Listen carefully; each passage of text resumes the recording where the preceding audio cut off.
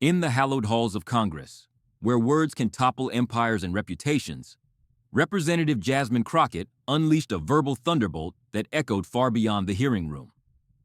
Kash Patel, the freshly minted FBI director, was not just unqualified. He was the least qualified in the Bureau's storied history. As partisan lines hardened under the glare of C-SPAN cameras, Crockett's unfiltered fury laid bare a nation divided not just by politics, but by trust in the very institutions meant to protect it. With Black Americans under siege from unchecked extremism and law enforcement's priorities skewed, her words weren't mere rhetoric. They were a desperate plea for accountability in an era where safety feels like a privilege reserved for the few. This wasn't theater. It was a reckoning, one that exposed the raw stakes of leadership in a time of crisis. Man, oh man, there has been so much today, and I truly don't know where to start. So I'm just going to make sure that we start off with a few facts.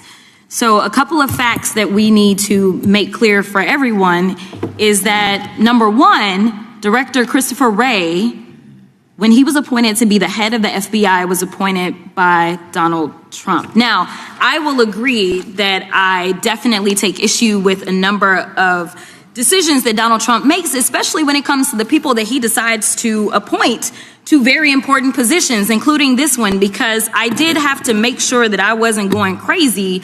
But when I say that you are the least qualified FBI director in the history of the FBI, that is real, because you are the only one that never even served with the FBI prior to joining, yet we are supposed to believe that you are the greatest thing since sliced bread. I didn't ask you a question.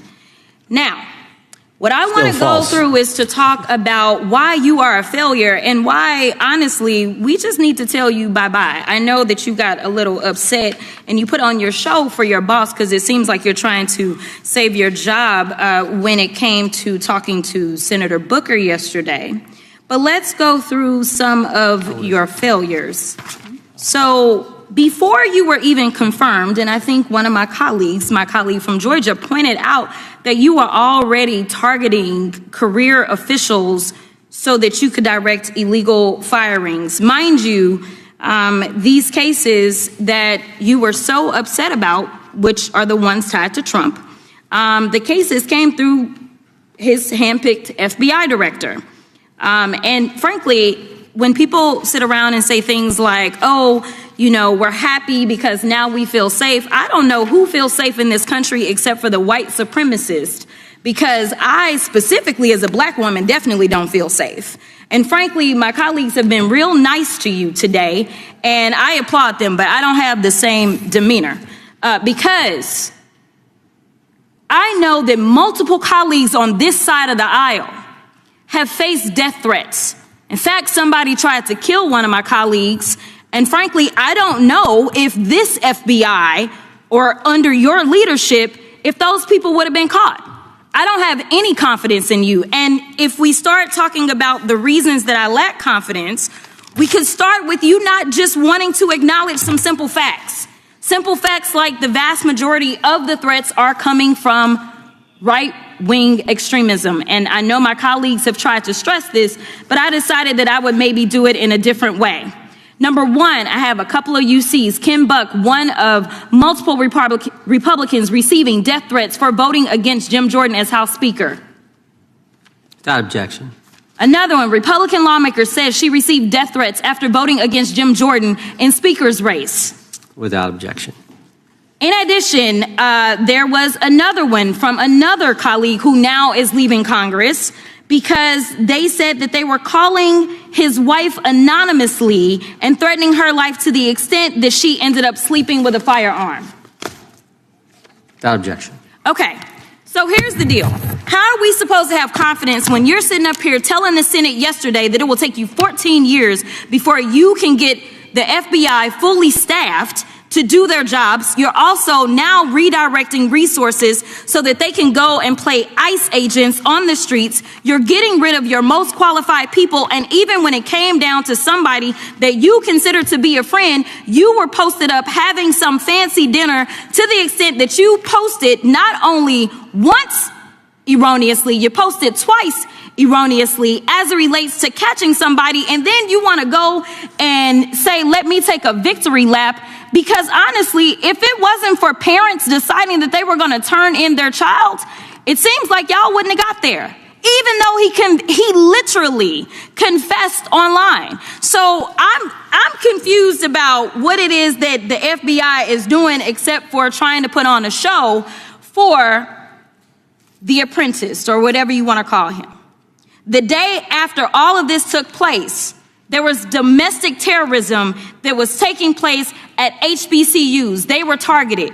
Yet I didn't hear anything from the FBI about what was going on. And again, black people kept saying, how did we end up in this? Because the numbers are so very clear that white supremacy is a problem. And honestly, I've not heard anything out of you today that makes me believe that you're going to do anything about the white supremacy problem. The one that is leading to children being killed, children being shot, as well as members of their community as they're worshiping in their churches. The time of the gentlelady has expired. If the gentleman would like to respond to any of that. Well, I mean, I'll respond. Kash Patel, as I said when I introduced him, public defender, former prosecutor, top staffer on the House Intelligence Committee, Deputy Director of National Intelligence with the National Security Council, Chief of Staff at the Department of Defense, and FBI Director. I think that's a pretty good resume for the guy who's now running the top law enforcement agency in our country. And we've seen all the stats that he's given to the committee on how much better they're doing at getting the bad guys than the previous guy was doing. With that, I recognize the gentleman from South Carolina. Thank you, Mr. Chairman. Director Patel, I think you're witnessing some auditions, clickbait auditions for the Academy Award for my Democratic colleagues. We'll see how they fare as they're on MSNBC later on today. But do you care, before I launch into my line of questioning, to respond to Ms. Crockett from Texas on that very elaborate and theatric display? Here's what I've learned in my government service. I don't give a damn what they say about me as long as I'm succeeding in the mission. We're succeeding in the mission because the men and women of the FBI have never been empowered to do more work and to hit the streets harder than by President Trump's authorities and resources he's given us. And so all I care about is that we are capturing more child predators than ever before, taking more drugs off the streets than ever before, that we are capturing murderers at a significantly historic rate, and we're delivering this country the lowest murder rate in recorded history. That are facts that you cannot dispute. But you can come at me all you want. I don't care.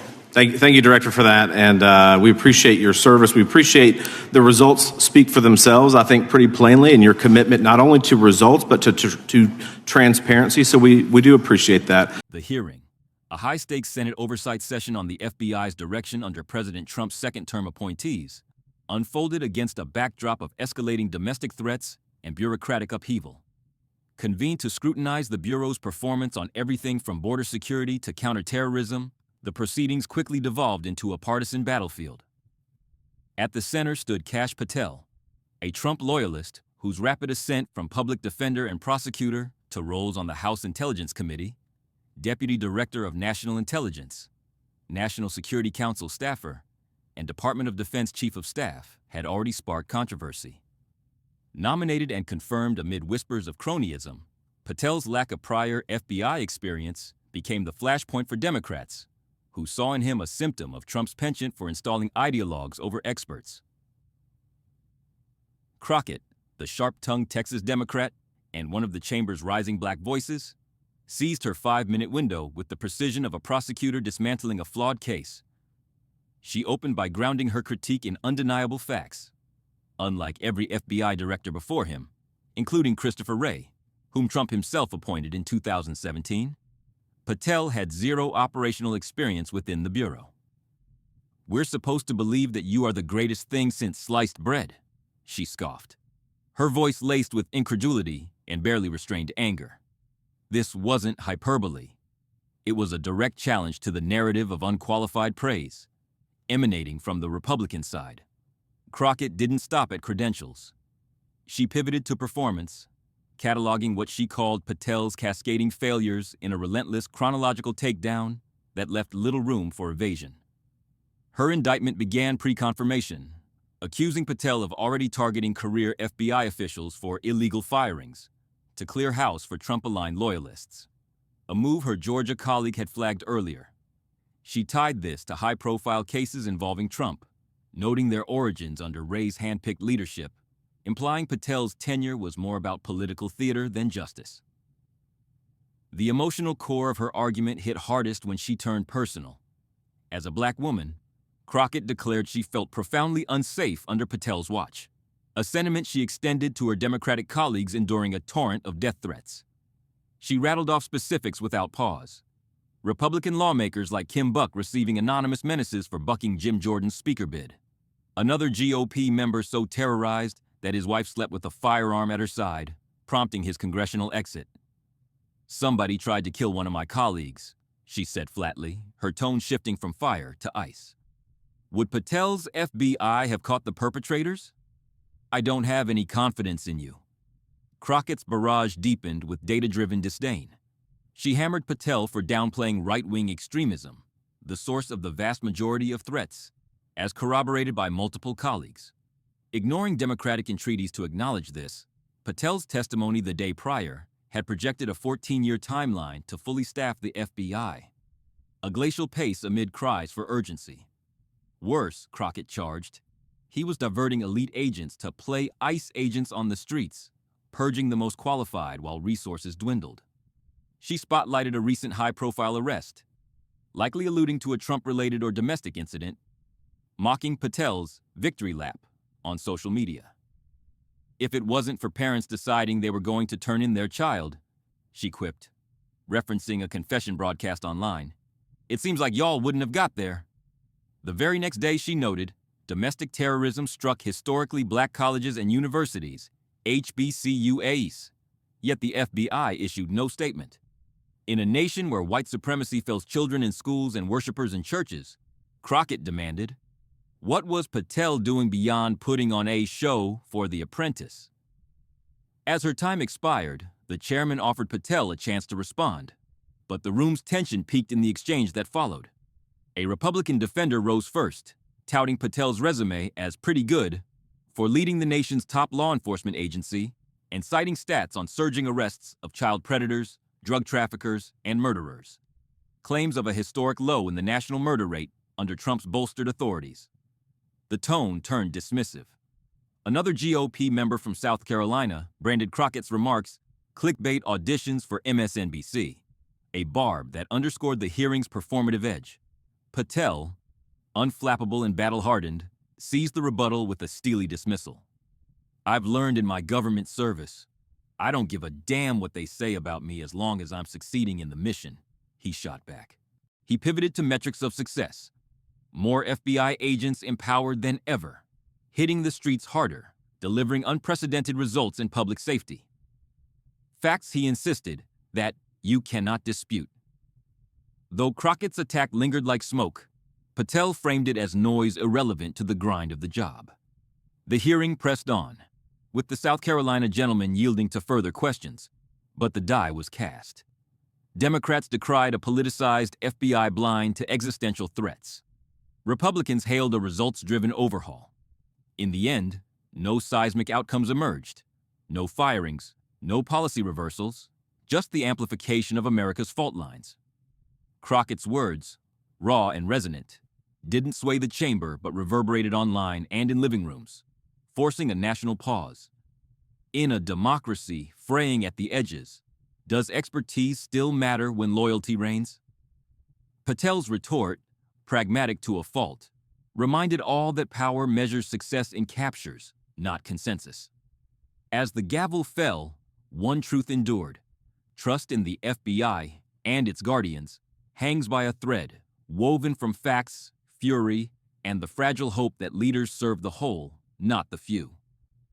The hearing closed not with resolution, but with the challenge. Will America heed the alarm, or let division dictate its security?